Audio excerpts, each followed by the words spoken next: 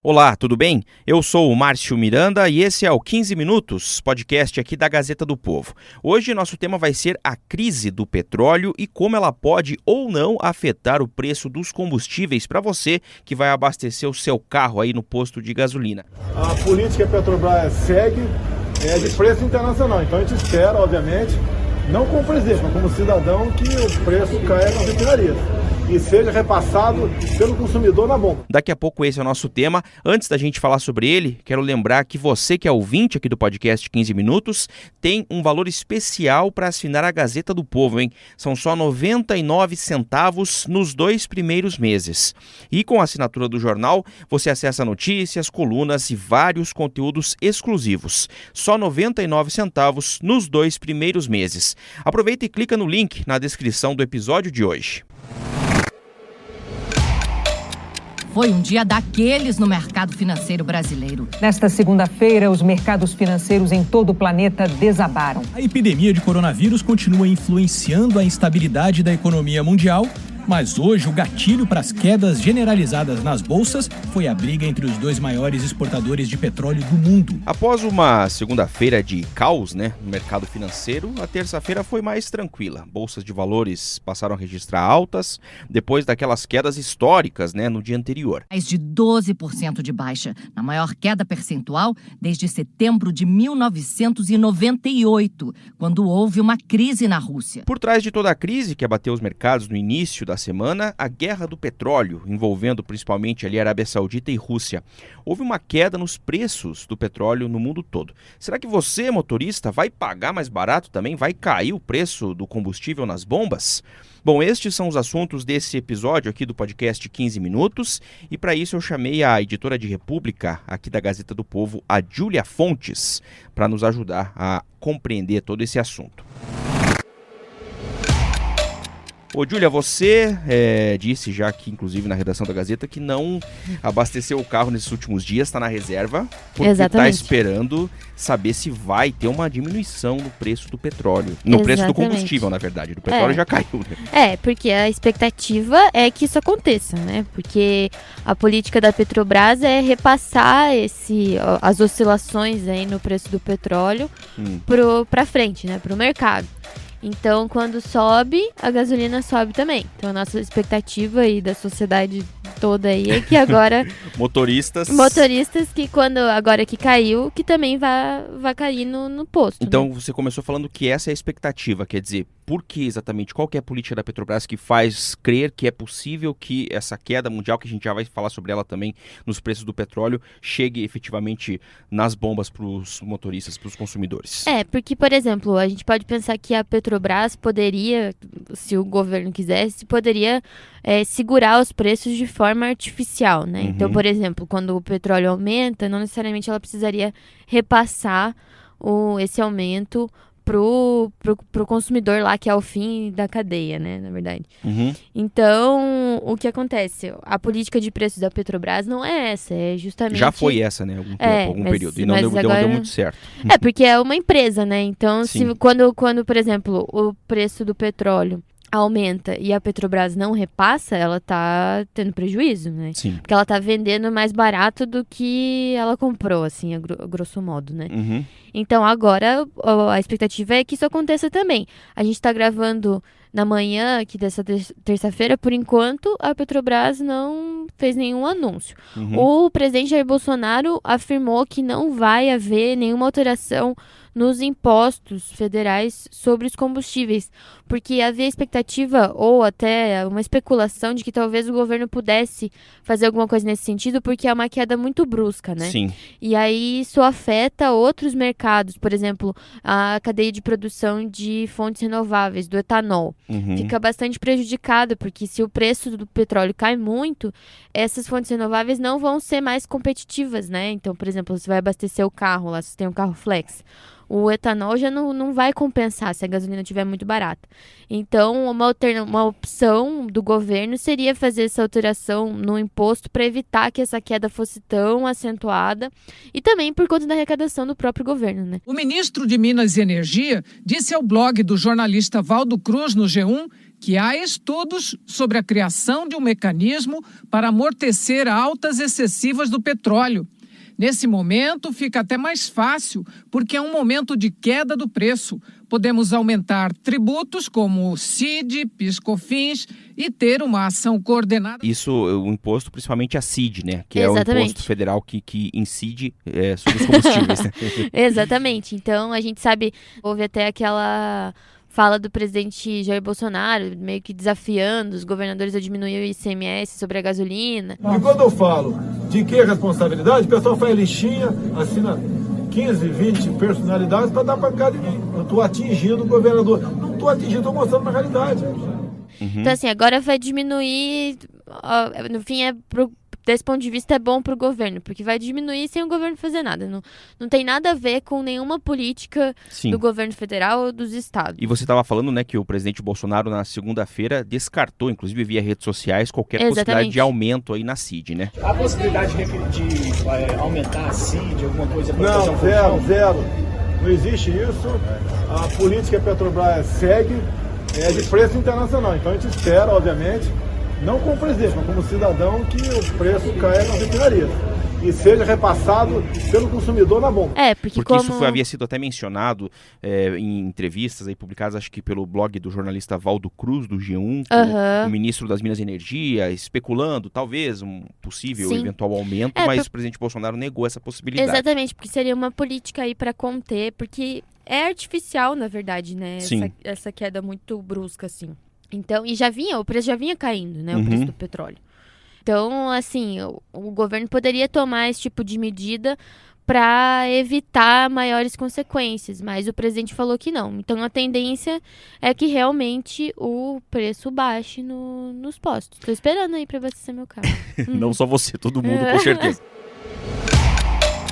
Na semana passada, os 14 integrantes da OPEP, a Organização dos Países Exportadores de Petróleo, montaram um plano para manter estável o preço do petróleo diante de uma demanda menor provocada pelo coronavírus. A OPEP, então, decidiu cortar a produção em 1 milhão de barris por dia. Para dar certo, a estratégia previa que países que não fazem parte da OPEP, como a Rússia, concordassem em também cortar a produção. Mas os russos, até então aliados, não aceitaram o plano. Bom, vamos falar um pouco da crise aí, Júlia. Claro que muita coisa já foi falada sobre isso, é importante a gente explicar, né? Trazer à tona. O que exatamente aconteceu entre Arábia Saudita e Rússia e por que foi essa briga entre esses dois países em especial que levou a essa queda enorme aí, que já vinha caindo, como a gente comentou, mas a queda enorme desse início de semana nos preços do petróleo. Na segunda-feira o preço do petróleo caiu mais de 20%, né? Então foi uma queda bastante acentuada. Mas o que aconteceu? A demanda por petróleo no mundo já vem diminuindo, né? Porque por conta da epidemia do coronavírus. Então, o mundo está consumindo menos porque a economia mundial está mais lenta. Isso. Quer dizer, a indústria na China parada, Exatamente. Aviões voando menos porque tem várias rotas canceladas, enfim.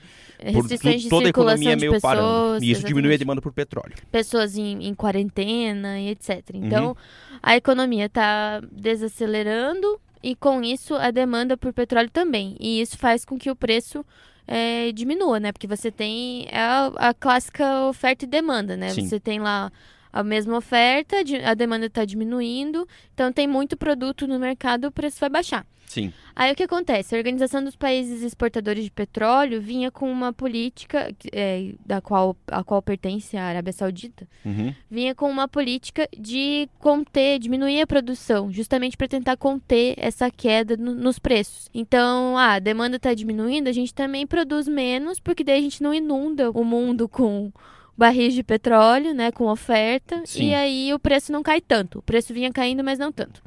E aí o que acontece? A Rússia vinha alinhada a essa política há algum tempo, já vinha desde 2016 atuando junto à OPEP. Mas agora a Rússia decidiu que não era mais vantajoso. E por que não era mais vantajoso, né? Tem aí uma relação, na verdade, da Rússia com os Estados Unidos, porque enquanto a Rússia, junto com os países da OPEP, diminuía a produção de petróleo para conter, né, é um movimento de cartel mesmo, né? Todo mundo junto diminui a produção para controlar o preço. Sim. Como a Rússia vinha atuando dessa forma, enquanto isso, os produtores americanos de gás de xisto vinham produzindo normalmente e se beneficiando dessa queda no preço do petróleo. Nos últimos anos, os Estados Unidos passaram de um grande importador para exportador. Isso por causa do aumento na produção do petróleo de xisto. Scott explica que os produtores americanos já estão endividados e que o petróleo de xisto só é rentável se o barril estiver acima de $40. Ele afirma: eles vão ter que interromper parte da produção porque o produto deles vai deixar de dar lucro. Então, o que a Rússia defendeu agora é que o mercado se regule livremente, digamos assim. A Rússia se retirou desse tipo de movimento. E aí a Arábia Saudita, numa retaliação, baixou artificialmente o preço. É curioso até, porque... E aumentou a produção, né, de petróleo também, Arábia Saudita. Primeiro eles diminuíram, Isso. no começo da semana agora, eles só diminuíram o preço, ofertaram mais barato, arcando com o prejuízo, né? E daí agora eles aumentaram a produção de petróleo de 9.700.000 barris para 12.300.000. Então eles vão oferecer mais produto para o mercado, justamente para roubar aí o mercado da Rússia. E a ideia é assim, é como se fosse uma queda de braço, é ver quem aguenta mais tempo, entendeu? Porque eles estão perdendo dinheiro. No fundo, assim, é meio estranho, meio esquizofrênico, porque são países com produção de petróleo atuando para diminuir o preço do petróleo. É basicamente isso. Mas é uma briga porque justamente a Arábia Saudita quer que a Rússia ceda, né? Então... E a Rússia andou dizendo aí, comunicados oficiais, de que pode aguentar de 6 a 10 anos de petróleo com um preço baixo, que não tem problema. Parece muito aquela coisa assim, sabe quando você briga com seu irmão, assim, que vai até um pedir pra sair? É tipo isso, assim. É uma coisa bem infantil mesmo. Só que na geopolítica mundial.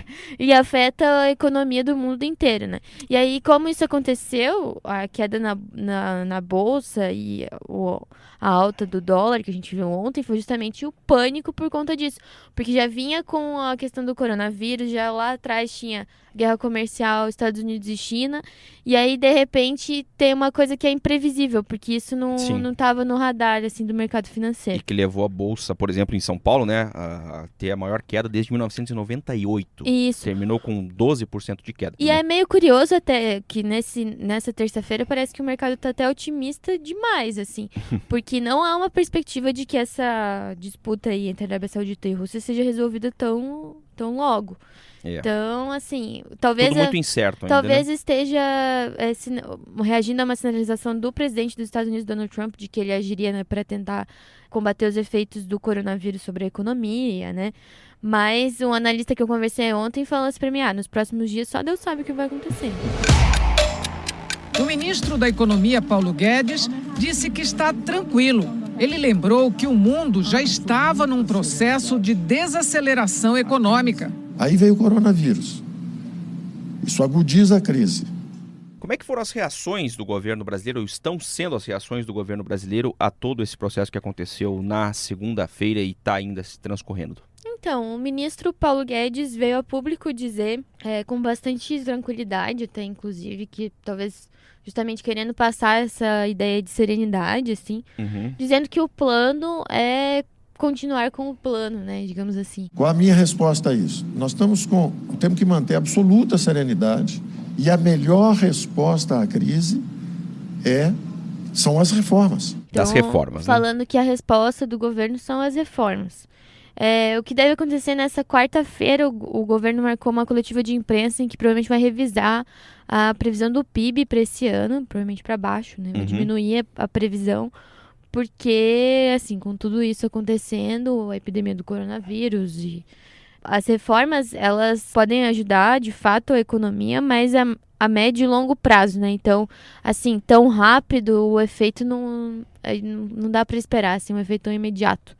E aí o governo deve revisar essa previsão. Mas, assim, a princípio, isso. O presidente nem comentou, né? Ontem, na segunda-feira, inclusive, falou de sobre outros as reformas. assuntos. Mas falou apenas sobre as reformas também, no evento lá nos Estados Unidos, meio que na linha do que disse o ministro Paulo Guedes, né? E apesar de alguns atritos, que é muito normal acontecer na política, a Câmara fará a sua parte, buscando a melhor reforma administrativa e tributária.